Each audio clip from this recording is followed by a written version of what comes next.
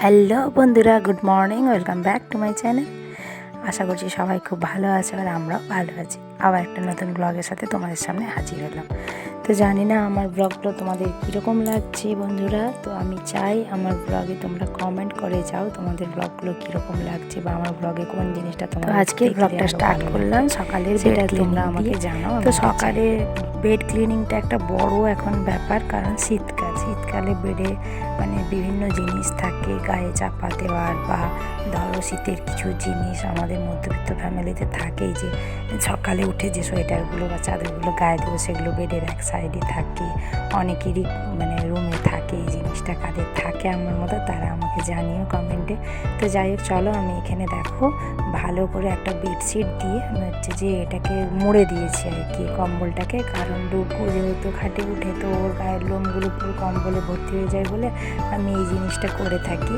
আর তারপরে দেখো কালকে একটা যে মানে জিনিস সন্ধ্যের দিকে যেগুলো তোলা হয়েছিল সেই জিনিসগুলো এই যে এখানে ভালো করে গুছিয়ে আবার যে আলমারিতে ঢুকিয়ে রাখবো আর কি। একসাথে দুটো কাজ সারা হচ্ছে।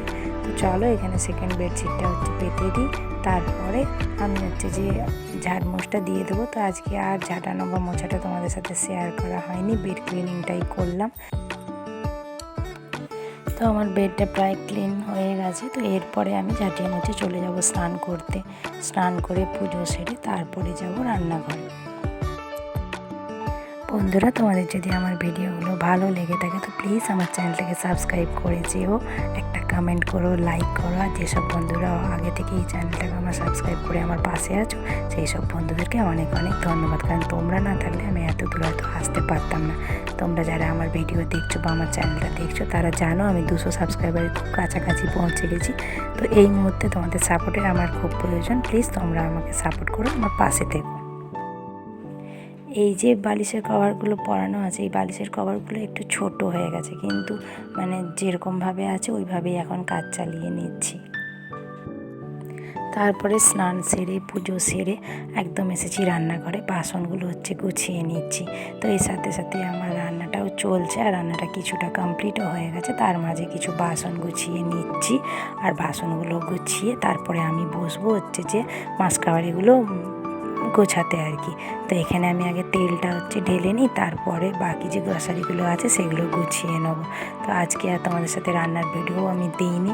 তো এই যে ছোটো ছোটো কাজগুলো, ছোটো নয়, এই কাজগুলো না হলে পড়েই থাকবে, তো সেই কাজগুলো আগে সেরে নিই। তো সেগুলোই আজকে ভাবলাম তোমাদের সাথে শেয়ার করি, কারণ রান্না বা ঝাঁটা মোছা এটা তো প্রতিদিনই শেয়ার করে থাকি। তো যাই হোক, চলো আজকে গ্রসারিগুলো গুছিয়ে নিই। বাসনটা গোছানো তো হয়েই গেছে, এ পাশে রান্নাঘরে আর সেরকম কোনো কাজ নেই। গ্রসারিগুলো গোছানো হয়ে গেলে আমার কাজটা কমপ্লিট হয়ে যাবে। তো আজকের ভিডিওটা বেশি বড় দিইনি, আরও ভিডিও কিছু শ্যুট করতাম, কিন্তু কিছু সমস্যার জন্য আর করা হয়নি। তো যতটুকু করেছি সেইটুকুই তোমাদের সাথে শেয়ার করলাম, কারণ আমি চাই না যে আমার ভিডিও দেওয়াটা বন্ধ হোক। তো সেই কারণে আমি যেটা করেছি সেইটুকুই তোমাদের সাথে শেয়ার করলাম বন্ধুরা। এখানে আমি বসেছি, সব জিনিসগুলো আগে নামিয়ে নেব, তারপরে দেখব কোনটা কোনখানে থাকে বা কোনটা এক্সট্রা, সেই জিনিসগুলো সরিয়ে যেভাবে আমি গুছিয়ে রাখি সেইভাবে সব গুছিয়ে রাখবো। আর এবার একটা ডাবার চ্যবনপ্রাশ নিয়েছি, যেহেতু শীতকাল, ছেলেকে খাওয়াবো আর চেষ্টা করব নিজেও খাওয়ার। যদিও আমার এগুলো খেতে একদমই ভালো লাগে না, কিন্তু আমার প্রচণ্ড ঠান্ডার ধাত আছে, তো সেই কারণে আর কি। তো দেখো এগুলো সব নামিয়ে নিচ্ছি, তারপরে এগুলো সব গুছিয়ে নেবো। তো এই সঙ্গে আমার ভিডিওটা এই পর্যন্তই।